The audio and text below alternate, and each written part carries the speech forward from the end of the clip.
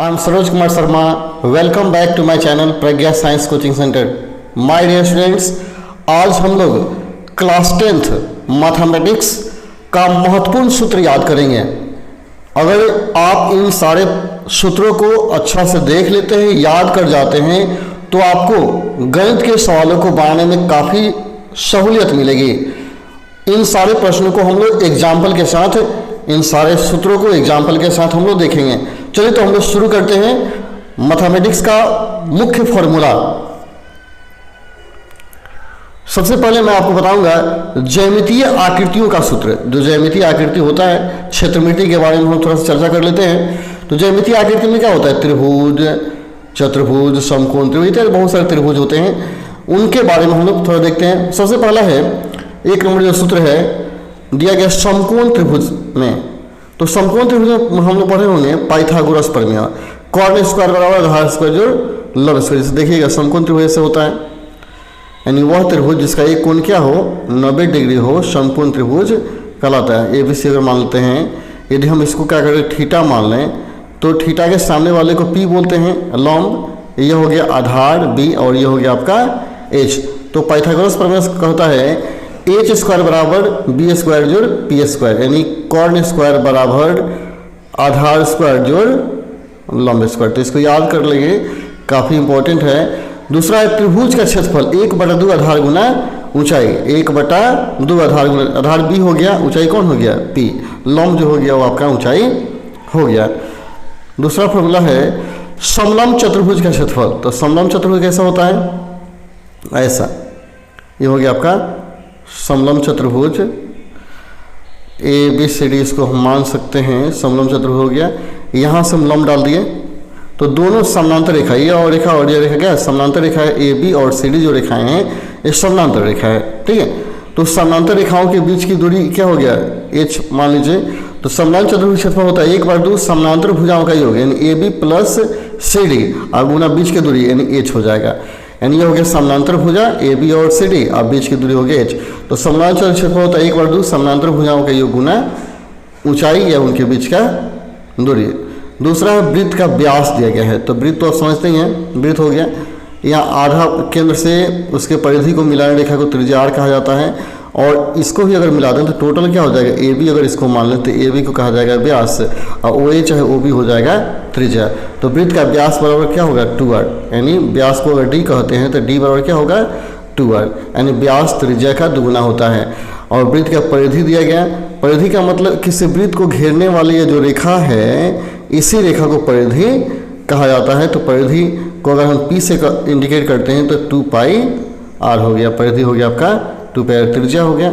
अगला है अर्धवृत्त की परिधि। तो अर्धवृत्त क्या हो गया, वृत्त का आधा भाग हो गया, वृत्त का आधा, ये हो गया अर्धवृत्त। तो अर्धवृत्त का परिधि हो गया, यहाँ हम थोड़ा सा इसको समझ लें, वृत्त हो गया, पूरा वृत्त का परिधि क्या होता है 2πr होता है, ठीक है पूरा। तो इसको हम आधा काट लें तो क्या हो गया, यहाँ से यहाँ तक हो गया अर्धवृत्त, ये हो गया। तो ये क्या हो जाएगा, आधा होगा तो πr होगा, जिस पूरा का 2πr था, आधा का क्या हो गया πr। लेकिन इसमें एक ये भी जुड़ा हुआ है व्यास, व्यास क्या होता है 2r, तो वही 2r और πr को ऐड कर देते हैं तो अर्धवृत्त का परिधि निकल जाता है। यानी अर्धवृत्त का परिधि हो गया πr प्लस व्यास 2r, ठीक है, πr प्लस 2r याद रखेंगे। अर्धवृत्त का परिधि हो गया। वृत्त का क्षेत्रफल πr स्क्वायर, सिंपल है, वृत्त का क्षेत्रफल क्या हो गया πr स्क्वायर हो गया, और वृत्त का क्षेत्रफल 1/2 πr स्क्वायर, यानी अर्धवृत्त का आधा। इसके बाद वलय का क्षेत्रफल। तो देखिए वलय कैसा होता है, एक इंटरनल और एक एक्सटर्नल हो गया। यहाँ अंदर का त्रिज्या हो गया, इसको अगर मान लेते हैं R2, तो बाहरी त्रिज्या को मान लीजिए R1, यानी बड़े वृत्त की त्रिज्या को हमने मान लिया R1, छोटे वृत्त की त्रिज्या को कह दिया R2। तो यहाँ जो ये भाग आपको दिखाई दे रहा है ना, ये इसको हम अगर पेंट कर दे बढ़िया से, तो इसी भाग को कहा जाता है वलय। अंगूठी जैसे हो गया ना, उसको वलय कहा गया वलय। इस भाग को हम क्या करेंगे, बढ़िया से पेंट कर दें तो इसे कहा जाएगा वलय। तो वलय का क्षेत्रफल हो गया 1/2 πr square minus R square, πr square minus R square. इसको याद कर लेंगे, πr square minus R square करने का मतलब क्या है, हम बाहरी वृत्त के क्षेत्रफल में से अंदर के वृत्त के क्षेत्रफल को घटाएंगे। बाहरी वृत्त का क्षेत्रफल πr स्क्वायर हो गया, अब माइनस अंदर वाले वृत्त के क्षेत्रफल पाई R2 का स्क्वायर, दोनों घटा लेंगे, पाई कॉमन हो गया तो पाई R1 square minus pi R2 square. R1 क्या है, बाहरी वृत्त का त्रिज्या है, R2 हो गया अंदर के वृत्त का त्रिज्या। लघु त्रिज्याखंड का क्षेत्रफल, देखिए त्रिज्याखंड दो होता है, जैसे वृत्त हो गया, कुछ कोण बनाते हुए इसको हम काट लिए इतना, यहाँ पे थीटा कोण मान लिए, तो AOB, तो यह AOB जो होगा इसे कहा जाएगा लघु त्रिज्याखंड। और इसके बाहर वाला जो क्षेत्र है, बाहर वाला जो है, ये जो बाहर वाला है इसे कहा जाता है दीर्घवृत्तखंड। यानी AOB जो इधर वाला है इसको लघु वृत्तखंड त्रिज्याखंड, और इसको कहा जाएगा दीर्घ त्रिज्याखंड। तो लघु त्रिज्याखंड का क्षेत्रफल होता है पाई R स्क्वायर थीटा बटा 360। ठीक है, अगर दीर्घ वृत्तखंड का कहें तो हम क्या करेंगे, पाई R स्क्वायर में से घटा लेंगे। ठीक है, चलिए अगला है दीर्घ त्रिज्याखंड का क्षेत्रफल। तो वही किया, अभी बताया आपको, पाई R स्क्वायर वृत्त के क्षेत्रफल में से लघु त्रिज्याखंड का क्षेत्रफल हम क्या करेंगे, घटा लेंगे, तो दीर्घ त्रिज्याखंड का क्षेत्रफल निकल जाएगा। फिर त्रिज्याखंड का क्षेत्रफल, त्रिज्याखंड से एक और फॉर्मूला इसमें दे दिया गया, त्रिज्याखंड का क्षेत्रफल हो गया, जैसे मैंने क्या बताया था, पाई R स्क्वायर थीटा बटा 360 त्रिज्याखंड का क्षेत्रफल। R को यहाँ से अगर हटा लें, R को यदि हम हटा लेते हैं तो देखिए यहाँ क्या दिया गया है, यहाँ था पाई R स्क्वायर थीटा बटा, एक चीज़ हम आपको बताना चाहते हैं, इसको हम ऐसे लिखते हैं 1/2, ठीक है, R कर दीजिए, 1/2 R कर दिया जाए, इंटू क्या होगा पाई R थीटा, अब बटा हो जाएगा 180। तो 1/2 R हमने अलग कर दिया, पाई R थीटा बटा 180 अगर हम कर दिए तो पाई R थीटा बटा 180 जो है इसे कहा जाता है त्रिज्याखंड के चाप की लंबाई।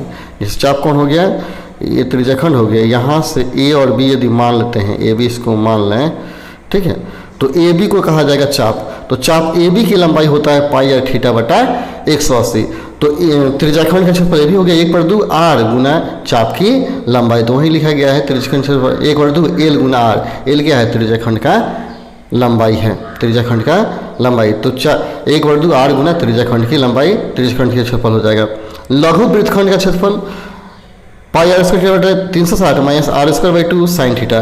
तो यहाँ समझने की जरूरत है कि लघु वृत्तखंड किसे कहेंगे।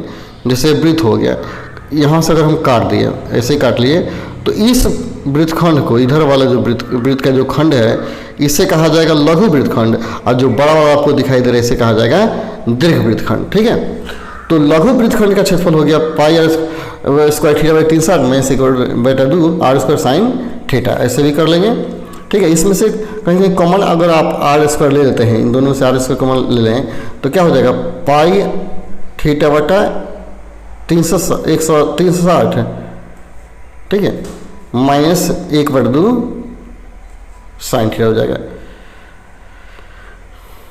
तो इसको याद कर लेंगे, R square pi theta 360 minus 1/2 sine theta नहीं लिखा पाएगा। फिर देखिए हमने R स्क्वायर कॉमन ले लिया, तो क्या बताया, पाई थीटा बटा 360 माइनस 1/2 साइन, काफ़ी पॉपुलर है। ठीक है, अगला है लघु वृत्तखंड का क्षेत्रफल।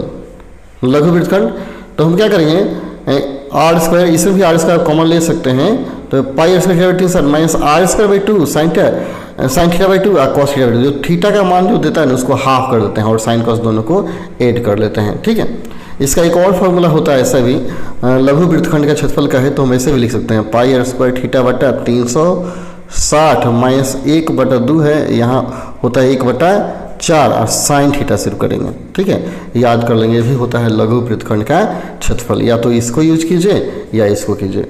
ठीक है, चलिए अगला है दीर्घ वृत्तखंड का क्षेत्रफल। तो वृत्त का क्षेत्रफल माइनस लघु वृत्तखंड का क्षेत्रफल, वृत्त के क्षेत्रफल में से लघु घटाएंगे तो दीर्घ का निकल जाएगा। ये तो सिंपल है। लघु त्रिज्याखंड के चाप की लंबाई, तो अभी बताए थे पाई R थीटा बटा 180 चाप की लंबाई होता है, याद कर लेंगे, पाई R थीटा बटा 180 जो है चाप की लंबाई है। दीर्घ त्रिज्याखंड के चाप की लंबाई या परिमाप, तो यहीं क्या करेंगे, वृत्त के परिधि में से घटा लेंगे, वृत्त के परिधि माइनस लघु त्रिज्याखंड के चाप की लंबाई, यानी वृत्त के परिधि क्या होता है 2 पाई R में से इसको घटा लेंगे तो दीर्घ त्रिज्याखंड के चाप की लंबाई निकलेगा। समबाहु त्रिभुज क्षेत्रफल √3/4 गुना भुजा स्क्वायर, √3/4 गुना भुजा स्क्वायर। तो समबाहु त्रिभुज क्या हो जाएगा, जिसकी तीनों भुजाएं समान हो, ABC, तीनों भुजाएं जो बराबर होगी तो इसे कहा जाएगा समबाहु त्रिभुज। तो समबाहु त्रिभुज हो गया, इसका क्षेत्रफल क्या है √3/4 गुना भुजा स्क्वायर। अगला कुछ हमने महत्वपूर्ण बिंदुओं को जान लेते हैं। एगो माध्यिका को समझ लीजिए, अर्धक समझ लीजिए, कुछ अर्धक हम लोग जान लेते हैं। देखिए, त्रिभुज के शीर्ष को सम्मुख भुजा के मध्य बिंदु को बिंदु से मिलाने वाली रेखा को माध्यिका, जैसे त्रिभुज हो गया, ठीक है, ये हो गया ABC त्रिभुज मान लिए, तो माध्यिका किसे कहेंगे? इसके शीर्ष को BC भुजा के मध्य में अगर कोई बिंदु M लेते हैं, BC के मध्य में अगर कोई बिंदु M लेते हैं, तो A को BC के मध्य से मिलाने रेखा को माध्यिका कहा जाएगा। यहाँ AM जो होगा क्या होगा? माध्यिका। ये माध्यिका कब होगा? जब कोई शीर्ष सामने वाले भुजा के मध्य बिंदु से मिले तो उसे कहा जाएगा माध्यिका, ठीक है। और लंब अर्धक, तो इसमें देखिए त्रिभुज की किसी भुजा के मध्य बिंदु पर खींचा गया लंब अर्धक कहलाता है। किसी त्रिभुज के किसी भुजा के मध्य बिंदु पर खींचा गया लंब, तो देखिए यहाँ किसी त्रिभुज के किसी भुजा के मध्य बिंदु पर खींचा गया लंब, तो इसमें थोड़ा सा अंतर है। ये त्रिभुज हो गया, ठीक है, ऐसा त्रिभुज हो गया। यह त्रिभुज का फिर BC का हम क्या करेंगे? मध्य बिंदु ही लेंगे, लेकिन इससे नहीं मिलाएंगे, इससे में आपको मिलाना नहीं है। हम मध्य बिंदु लेंगे ABC, लेकिन इसे मिलाएंगे। हम इस बिंदु पर क्या करेंगे? लंब डालेंगे, 90 कोण बनाते हुए एक लंब डालेंगे, तो इसे कहा जाएगा लंब अर्धक, ठीक है। अगला, वह रेखाखंड जो त्रिभुज के किसी शीर्ष से सम्मुख भुजा पर लंब डालने पर प्राप्त हो शीर्षलंब कहलाता है। यानी शीर्ष से यदि हम क्या करते हैं, कोई त्रिभुज हो यहाँ और शीर्ष से हम क्या करते हैं, यहाँ लंब डाल देते हैं, ठीक है, 90 कोण बनाते हुए, तो इसे कहा जाएगा शीर्षलंब। शीर्ष से डाला गया लंब शीर्षलंब कहलाएगा। 5वां है, यदि 3 या 3 से अधिक रेखाएं एक ही बिंदु से निकले तो उन्हें संगामी रेखा कहा जाता है। जैसे एक रेखा इस बिंदु से गया, एक और रेखा इसी बिंदु से आ गया है, ठीक है, एक और रेखा चला जाए, बहुत सारी रेखाएं जा सकती है, ठीक है, तो इन सारी रेखाओं को कहा जाएगा संगामी रेखा। पूछा जा सकता है कि संगामी रेखा क्या है, तो कहेंगे वह रेखा जो एक ही बिंदु से गुजरती हैं संगामी रेखा कहलाती है। अगला दिया है, त्रिभुज की तीनों माध्यिकाएं संगामी होती है एवं संगम बिंदु को त्रिभुज का केंद्रक भी कहा जाता है। देखिए तीनों माध्यिकाएं, यानी कहने का कोई त्रिभुज हो गया है, हम इसका एक माध्यिका लिए, फिर यहाँ से माध्यिका लिखे, यहाँ से एक माध्यिका, तीनों एक बिंदु से गुजरती है, तो इसे संगामी, इन तीनों रेखाओं को संगामी रेखा कहा जाएगा। प्लस ये जो बिंदु है यहाँ, वो बिंदु अगर मान लेते हैं, इसे केंद्रक कहा जाएगा, ठीक है। यानी त्रिभुज की माध्यिकाएं जिस बिंदु पर मिलती है उस बिंदु को केंद्रक कहा जाता है, और सारी रेखाएं संगामी रेखा होती है। आगे वृत्त से संबंधित कुछ प्रमेय जानते हैं। कहता है, वृत्त के किसी बिंदु पर खींची गई स्पर्श रेखा उस बिंदु से केंद्र को मिलाने रेखा पर लंब होती है। यानी कहता है कोई वृत्त हो गया, यहाँ एक बिंदु ले लीजिए, आप बिंदु पर एक स्पर्श खींचिए, और स्पर्श रेखा को केंद्र से यदि हम मिलाते हैं तो ये क्या होगी? इस पर लंब होगी। वहीं कर वृत्त के किसी बिंदु पर खींची गई और स्पर्श रेखा उस बिंदु से केंद्र को मिलाने रेखा पर लंब होती है। केंद्र को मिलाएंगे तो यहाँ क्या होगा? यह परपेंडिकुलर होगा।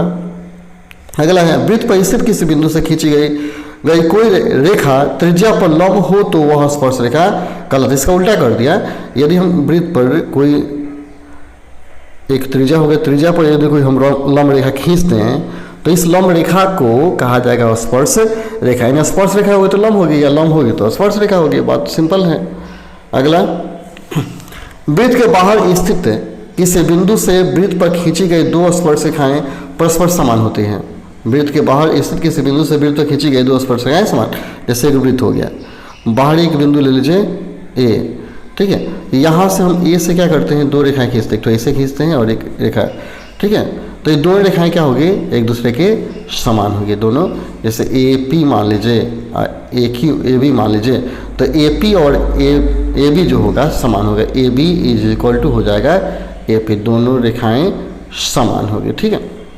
अगला, यदि वृत्त की स्पर्श रेखा की स्पर्श बिंदु से एक जीवा खींची जाए तो इस जीवा द्वारा दी गई स्पर्श रेखा से बनाए गए कोण उसी जीवा द्वारा एकांतर वृत्तखंड में बने कोण के बराबर होता है। देखिए इसे समझ लीजिए, एक वृत्त हो गया, ठीक है, किसी बिंदु से स्पर्श रेखा यहाँ हमने स्पर्श से खींचा गया, और स्पर्श से कोई जीवा हम खींच लेते हैं, ठीक है, स्पर्श रेखा से कोई जीवा हम खींचते हैं, क्योंकि फिर से फिगर बनाते हैं। एक वृत्त हो गया, ठीक है, इस पर मैंने एक स्पर्श रेखा डाला और इस पर इस बिंदु पर स्पर्श रेखा का यहाँ एक जीवा खींच दे, ठीक है, जीवा दी गई और स्पर्श रेखा बनाए गए कोण क्रमशः उसी जीवा द्वारा एकांतर वृत्तखंड में बने कोण के समान होता है। तो यहाँ जो कोण बन रहा है, ठीक है, कोण बन रहा है, तो यह जो कोण होगा एकांतर वृत्तखंड में यदि कोण बनाया जाए तो उसके क्या होगा, बिल्कुल बराबर हो जाएगा।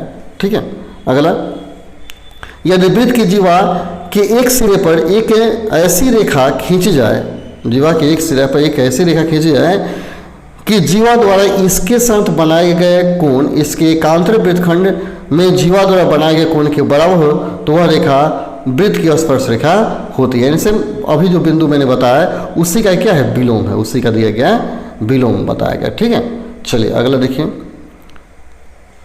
घन तथा घनाभ से संबंधित कुछ फॉर्मूला है। तो घन तो आप जानते हो, घन आपका ऐसे हो गया, ये घन हो गया। घन में क्या होता है, सभी भुजाएं बराबर होती है, एंड जब वर्ग को जोड़ा जाता है तो घन का निर्माण होता है, और आयत को जोड़ते हैं तो क्या होता है, घनाभ बन जाता है। आयत हमने जोड़ा तो ये आपका बन जाएगा घनाभ। ठीक है, ये आपका घन है और ये आपका घनाभ है। ठीक है, ये घनाभ हो गया। ठीक, तो कहता है घन का संपूर्ण क्षेत्रफल 6 गुना भुजा स्क्वायर। सब भुजा की लंबाई जो होगी बिल्कुल बराबर होगी। अगर भुजा ये मानते हैं तो क्या होगा, 6 इंटू हो जाएगा आपका ए स्क्वायर। ठीक है, या 6 गुना आधार का क्षेत्रफल, बात वही है। कहता है घन के एक पृष्ठ का क्षेत्रफल भुजा स्क्वायर, यानी वर्ग होगा तो वर्ग से भुजा स्क्वायर हो जाएगा। घन का आयतन भुजा क्यू हो जाएगा, ए का क्यू। घन का आयतन भुजा लंबाई चौड़ाई, लंबाई गुना चौड़ाई गुना चाहिए, आधार का क्षेत्रफल गुना ऊंचाई, बात एक ही है। अगला है घनाभ का संपूर्ण पृष्ठ क्षेत्रफल। अगर घनाभ दिया गया है तो घनाभ में लंबाई चौड़ाई ऊंचाई तीनों क्या होता है, अलग अलग होता है, अलग अलग होता है। लंबाई एल माने, चौड़ाई को बी माने और ऊंचाई को एच माने। लंबाई एल, चौड़ाई बी, ऊंचाई एच। तो घनाभ का संपूर्ण क्षेत्रफल क्या हो गया, 2LB plus BH plus HL। घनाभ का आयतन हो गया एल गुना बी गुना एच। घनाभ का विकर्ण निकालते हैं तो रूट ओवर एल स्क्वायर जोड़ बी स्क्वायर जोड़ एच स्क्वायर हो गया। ठीक है, अगला है घन के विकर्ण की लंबाई। घन जो दिया गया है, अगर ये घन आपका बनाया गया, ठीक है, तो घन मैंने बना दिया और इसका विकर्ण निकालना। जैसे अगर ए को हम क्या करते हैं, इस बी पॉइंट से मिलाते हैं तो इसे कहा जाएगा विकर्ण, इसे कहा जाएगा विकर्ण। तो घन का विकर्ण होता है √3 इंटू भुजा। ठीक है, भुजा हो गया। उस तरह घन के पृष्ठ का विकर्ण, तो क्या हो गया, घन के पृष्ठ का विकर्ण अर्थात वर्ग का विकर्ण √2 इंटू भुजा। घन के पृष्ठ का परिमाप 2 इंटू लंबाई प्लस चौड़ाई। घन के पृष्ठ का यानी यहाँ परिमाप दिया गया है तो ऐसे भी निकाल सकते थे, 2 इंटू लंबाई प्लस चौड़ाई ने 4 गुना भुजा भी करें तो चलेगा, क्योंकि घन की सारी भुजाएं बराबर होती है। तो 2 इंटू लंबाई प्लस चौड़ाई कीजिए या 4 गुना भुजा कीजिए। घन के पृष्ठ का परिमाप 4 गुना भुजा, वैसे ही हो गया। घन का पृष्ठ का परिमाप ऐसे लिखिए या ऐसे लिखिए, वहीं बताए थे आपको 4 गुना भुजा कर लीजिए चाहे लंबाई गुना चौड़ाई, क्योंकि लंबाई चौड़ाई तो बराबर होता है घन में। आगे आयत और वर्ग। आयत क्या हो गया, ये हो गया आयत, आमने सामने की भुजाएं आयत में क्या होगी, बराबर होगी। अब वर्ग में चारों भुजाएं बराबर होगी। ठीक है, वर्ग में चारों भुजाएं बराबर होगी। तो आयत का परिमाप 2 इंटू लंबाई प्लस चौड़ाई। वर्ग का परिमाप तो 4 गुना भुजा, वर्ग का परिमाप हो जाएगा 4 इंटू भुजा। आगे है आयत का क्षेत्रफल लंबाई गुना चौड़ाई। आयत का क्षेत्रफल जो आयत दिया गया इसका क्षेत्रफल क्या होगा, लंबाई गुना लंबाई मान लीजिए चौड़ाई मान लीजिए, तो आयत का लंबाई गुना चौड़ाई। और वर्ग का क्षेत्रफल तो भुजा स्क्वायर, ये तो सिंपल हो गया, भुजा ये मानते हैं भुजा स्क्वायर। कमरे की चारों दीवारों का क्षेत्रफल 2 इंटू ऊंचाई लंबाई प्लस चौड़ाई, या परिमाप गुना ऊंचाई भी कर सकते हैं, परिमिति गुना ऊंचाई। तो कमरे का क्षेत्रफल याद कर लीजिए, 4 दीवारों का क्षेत्रफल 2 इंटू ऊंचाई लंबाई प्लस चौड़ाई, या परिमाप गुना ऊंचाई। अगला है बेलन व शंकु। तो देखिए बेलन क्या होगा आपका, ऐसे हो गया बेलन, थोड़ा इसको हम ड्रॉ कर लेते हैं। ये हो गया आपका बेलन। ठीक है, बेलन हो गया, त्रिज्या r मान लेंगे, उस ऊंचाई को h मान लीजिए। तो बेलन का आयतन निकालते हैं तो पाई r स्क्वायर क्या होगा, h हो गया। आयतन को आप क्या करेंगे, जो भी इंडिकेट कीजिए v से।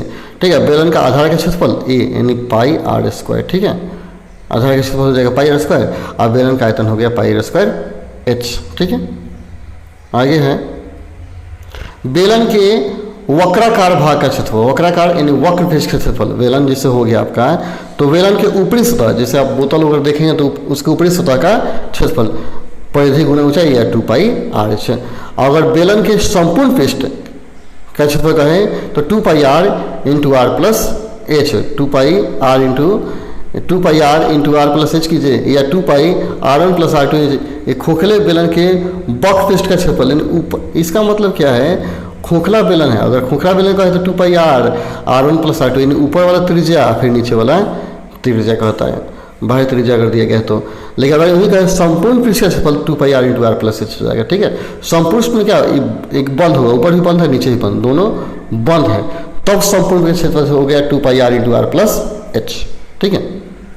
आगे खोखले बेलन का आयतन, खोखले बेलन का आयतन, आयतन का मतलब अंदर से क्या है, ऊपर से भी खुला है नीचे से खुला है, तो आयतन निकालना है तो पाई R1 square minus R2 square कर देंगे, आई इंटू कर देंगे एच। एगो आंतरिक त्रिज्या है, एगो बाहरी त्रिज्या, यहाँ जब भी रखेंगे ये बड़ा त्रिज्या पहले रखिएगा, छोटा त्रिज्या बाद में रखिएगा। खोखले बेलन का संपूर्ण क्षेत्रफल 2 pi R R1 plus R2 R H plus R1 minus R2 हो जाएगा। खोखले बेलन के प्रत्येक सिरे का क्षेत्रफल तो pi R square minus R square, खोखले बेलन के प्रत्येक ऊपरी से, जैसे खोखला होगा तो ऊपरी से होगा ना, वलय के आकार का होगा, इसलिए पाई आर स्क्वायर अनुसार एगो क्या होगा, बाहरी त्रिज्या R1 कर दिया, अंदर कर दिया R2, तो इतना क्या होगा क्षेत्रफल, ऊपर वाला सिरा का भी होगा और इतना ही नीचे वाला सिरा का भी होगा। खोखला बेलन में ऊपर और नीचे 2 सिरा होता है। बेलन का आयतन 3 गुना शंकु का आयतन, 3 गुना शंकु का आयतन। देखिए जैसे बेलन हो गई, कब लागू करेंगे इस फॉर्मूला को, बेलन हमारा हो गया, ठीक है।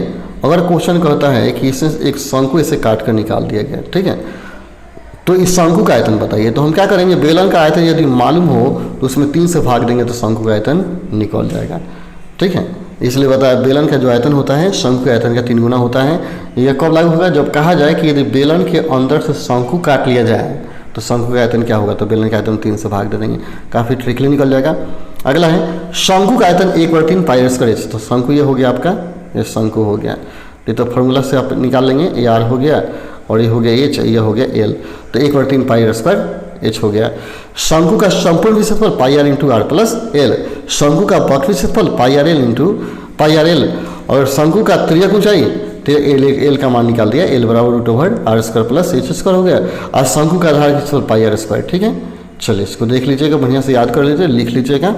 अगला गोला तथा अर्धगोला, तो गोला तो क्या हो, गोल हो गया, जैसे बॉल गेंदा वगैरह होता है, फुटबॉल वगैरह, गोला हो गया।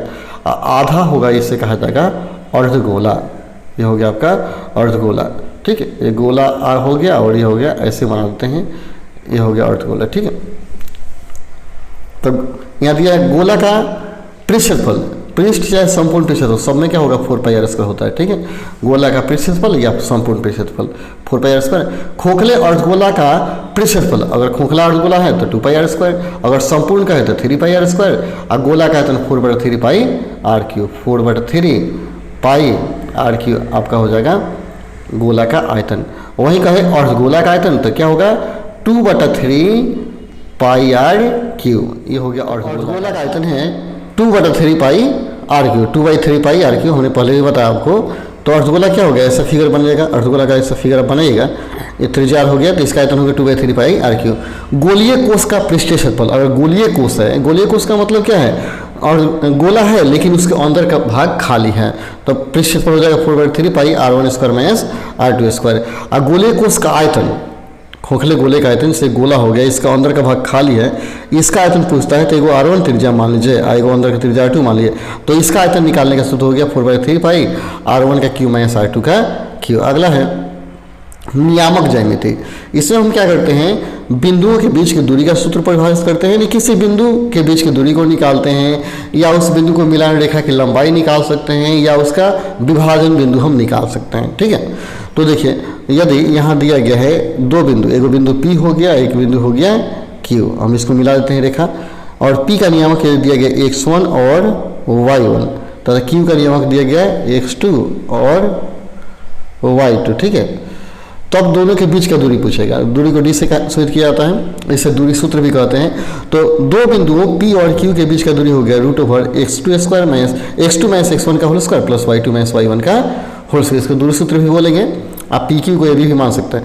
मूल बिंदु 0 0 तथा बिंदु x y के बीच की दूरी, अब यहाँ x1 y1 का मान क्या हो गया 0 0 कर दिया, और x2 y2 का मान x y कर दिया। जैसे अगर मूल बिंदु मान लेते हैं O, और इस बिंदु को मान लेते हैं P, इसका नियामक हो गया 0 0, इसका नियामक हो गया x y, अब कहता है दूरी निकालिए OP बराबर, तो √x² प्लस y² हो जाएगा। ठीक है, अगला है विभाजन सूत्र। यदि विभाजन सूत्र का मतलब AB कोई रेखा हो गया, ठीक है, इसको कोई बिंदु M तथा N के अनुपात में अंतर विभाजित करे तो अंतर विभाजन का सूत्र हो जाएगा x बराबर, यानी प्रथम नियामक भुज का मान और दूसरा नियामक कोटि का मान, तो भुज x बराबर m1x2 प्लस m2x1 बटा m1 प्लस m2, y बराबर होता है m1y2 जो m2y1 बटा m1 प्लस m2 हो जाएगा। अगर वहीं बाह्य विभाजन करें, बाह्य विभाजन का मतलब क्या, AB रेखा है आपका, ठीक है, और इसके बाहर कोई बिंदु आ जाए M, तब यह बाह्य विभाजित करेगा। तो यहाँ A से लेकर M तक का दूरी, A से लेकर M तक का दूरी M भाग होगा और B से M तक का दूरी N भाग होगा। तो N भाग कहिए, चाहे M1 कह दीजिए, इसको M2 कह दीजिए, यहाँ M1 M2 भी कह सकते हैं। ठीक है, तो वही लगाया m1x2 माइनस m2x1 बटा m1 minus m2 m1y2 minus x2y1, यह भुज कोटि का मान निकालते हैं, यानी इस बिंदु का नियामक निकलेगा, m का नियामक निकलेगा। ठीक है, यानी अंतर विभाजन में अंदर रहेगा, AB के अंदर m रहेगा, और बाह्य विभाजन में AB के बाहर m रहेगा। ठीक है, अगला है मध्य बिंदु का नियामक। जैसे AB कोई रेखा दे दिया गया और इसके बीच का बिंदु m निकालना है, तो क्या होगा, x1 प्लस x2/2 और y1 प्लस y2/2 लगाइएगा। ठीक है, और त्रिभुज का क्षेत्रफल, यदि किसी त्रिभुज के तीनों शीर्षों का नियामक दिया गया A B C, तीनों शीर्ष का नियामक दिया गया x1 y1 x2 y2 और x3 y3, तो सूत्र इसको लागू कीजिएगा, x1 y2 minus y3 plus x2 y3 minus y1 plus x3 y1 minus y2। ठीक है, अगर सम चतुर्भुज का कहे तो 1/2 विकर्णों का गुणनफल, सम चतुर्भुज क्या होगा, ऐसे हो जाएगा। ठीक है, ये विकर्ण हो गया, विकर्ण एगो D1 मानते हैं, एगो D2 मानते हैं, तो क्षेत्रफल हो गया 1/2 D1 गुना D2 होता है। ठीक है, चलिए अगला क्वेश्चन देखिए, फॉर्मूला दो कुछ एक्स्ट्रा फॉर्मूला है, 4 दीवारों का क्षेत्रफल 2 इंटू ऊंचाई लंबाई प्लस चौड़ाई, पहले भी हमने बताया, ये कब यूज करेंगे, जब घर का क्षेत्रफल 4 दीवार का क्षेत्रफल निकालना हो तो उपयोग कीजिएगा।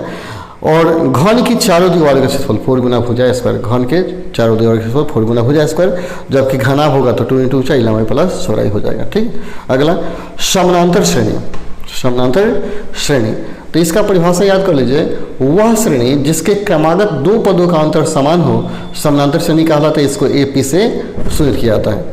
वह श्रेणी जिसके क्रमागत दो पदों का अनुपात समान हो, अंतर समान हो, समानांतर श्रेणी कहलाता है। ठीक है, इसे AP से सूचित किया जाता है। जैसे अब 3 5 7 9 क्या हो गया, समानांतर श्रेणी आपका है, इसको AP कहा जाएगा। ठीक है, तो समानांतर श्रेणी के पदों को A1 A2 A3 A4 AN से सूचित किया जाता है। A1 को प्रथम पद और दो पदों के अंतर को सार्व अंतर कहा जाता है। जैसे दूसरे पद में से प्रथम पद घटा दिए, और इसको इस श्रेणी को ऐसे भी हम लिख सकते हैं, जैसे प्रथम पद को A कहते हैं, सार्व अंतर को D कहते हैं, तो A और D के रूप में श्रेणी लिख सकते हैं, जिसे व्यापक श्रेणी कहा जाता है, व्यापक श्रेणी कहा जाएगा। ठीक है, तो व्यापक श्रेणी कैसे हो जाएगा, पहला पद A होता है, दूसरा A प्लस D होता है, तीसरा हो जाएगा A प्लस 2D, वैसे ही बढ़ते जाएगा। ठीक है, इसको फिर से हमने लिख दिया, पहला क्या होता है A, दूसरा A प्लस D, ठीक है, तीसरा A प्लस 2D, फिर A प्लस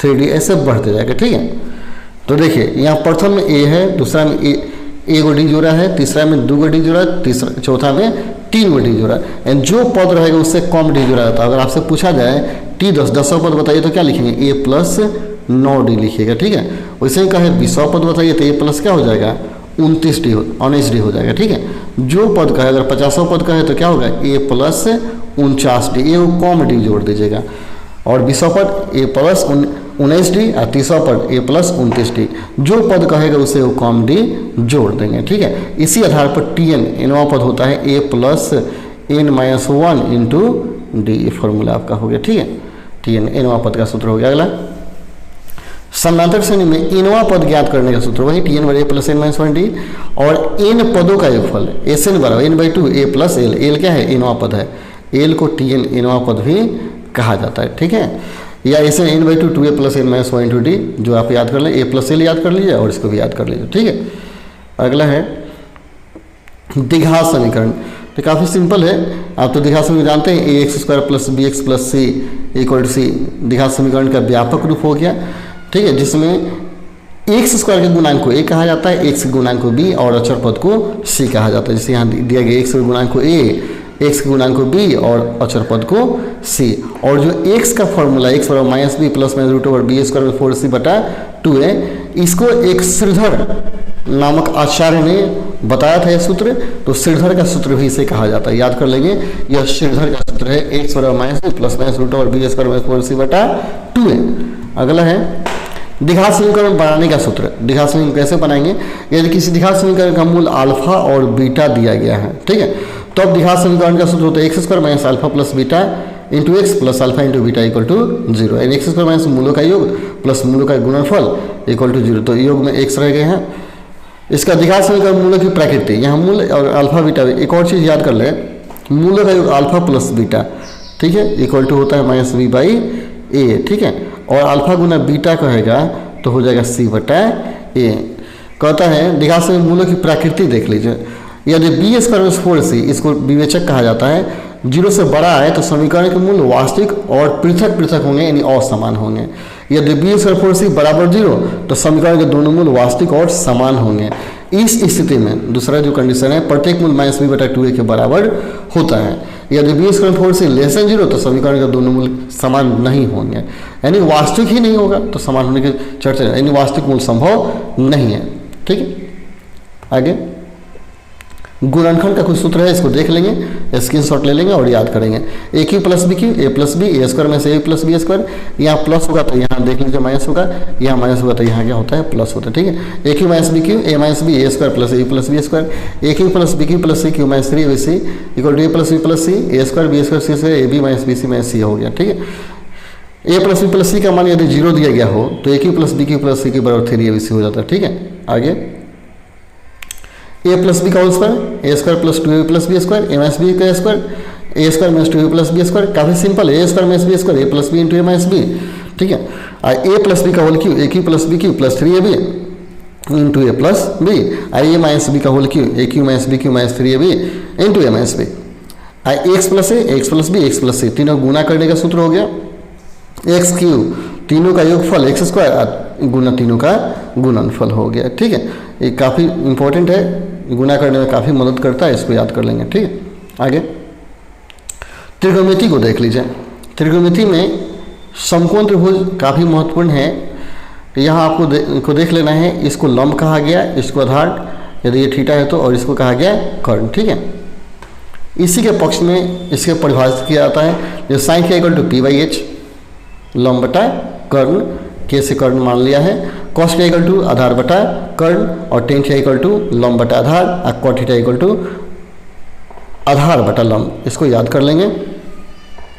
याद करने का ट्रिक दिया, एल एल बटा के आसानी से समझ सकते हैं इसके सहायता से। ठीक है, आगे देखिए, sec theta equal to H बटा B, cosec equal to H बटा पी। सेम वही आप याद कर लेंगे, एच हो गया, पी हो गया और बी, तो इसको कोसेक और सेक का सूत्र याद कर लेंगे।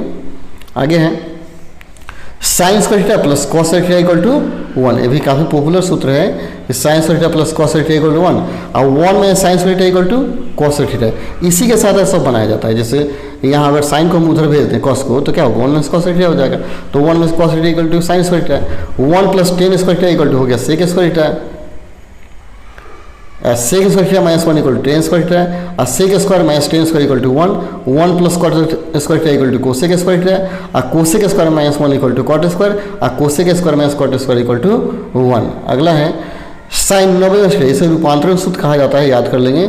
साइन 90 थीटा कॉस थीटा, और कॉस 90 माइनस थीटा, साइन सब 90 के लिए टोटल चेंज हो जाता है। ठीक है, आप याद कर लीजिए, कॉस अगर बदलता है, ठीक है, तो साइन में बदलेगा, ठीक है, और साइन बदलेगा तो कॉस में, वैसे ही टेन बदलेगा तो कॉट में, या कॉट बदलेगा तो टेन में। ठीक है, और सर सेक बदलेगा तो कोसेक बनाएगा, और कोसेक बदलेगा तो सेक बनाएगा, तो कोसेक के लिए सेक हो गया, टेन के लिए कॉट हो गया, आपस में अदला बदले होते रहता है। ठीक है, आगे साइन 1 बटा कोसेक थीटा, फॉर्मूला जैसे होता है ना, sine theta into cosec theta equal to 1, वैसे ही sec theta into cos theta बराबर हो गया 1, ऐसे ही tan theta into cot theta equal to हो गया आपका 1। ठीक, तो इस तीनों की सहायता से इसको डेवलप किया गया है। साइन थीटा इक्वल टू क्या हो जाएगा, 1 बटा कोसेक, सेक इक्वल टू 1 बटा कॉस, टेन इक्वल टू 1 बटा कॉट, और इसमें cot theta equal to cos beta sine theta, इसको याद कर लेंगे, देख लेंगे ध्यान से, ठीक है।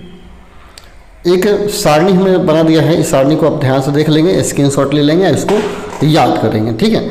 जैसे दिया साइन 0 का मान 0, साइन 0 का मान क्या हो गया 0, साइन 30 का मान 1/2, साइन 45 1/2, साइन 60 का मान √3/2, साइन 90 का मान 1 हो गया। और कॉस 0 का मान 0 हो गया, कॉस 30 का मान √3/2। इसको ध्यान से देख लीजिए और इसको याद कर जाइए, स्क्रीनशॉट ले लीजिए, अच्छा से इसको याद करेंगे, ठीक है। चलिए तो आज के लिए इतना ही, इतना सूत्र आप याद कर जाइए। इतने यदि आप फॉर्मूला याद कर जाते हैं तो आपको मैथ बनाने में काफ़ी सहूलियत होगी। चलिए यदि आप इस चैनल पर नए हैं तो चैनल को सब्सक्राइब कर लें और बेल आइकन को जरूर दबा दें ताकि आपको ऐसा ही इंटरेस्टिंग वीडियो मिलता रहे। तब तक के लिए